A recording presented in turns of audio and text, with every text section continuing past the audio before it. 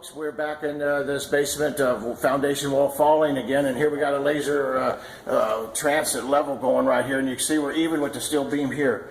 Now I want you to follow the line here as we go across and see how right here we're approximately 2 inches. It's dropped just, you know, the young man is holding this, the contractor, I got hold of the level. He moved, but anyway, so you see how it just keeps on going down and down. I mean, look at that. 0 to this at this end right here, you know, right, I mean, there we go. And that's how much it's dropped. This whole wall has literally dropped. This whole foundation wall has dropped down. So they're going to have to do some serious work. And this is just not for one of these companies that come out here to jack up the side.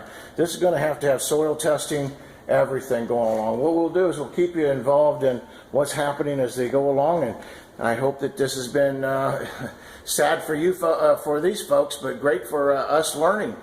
Thank you, and call us, Galloway Building Services. Have a great day.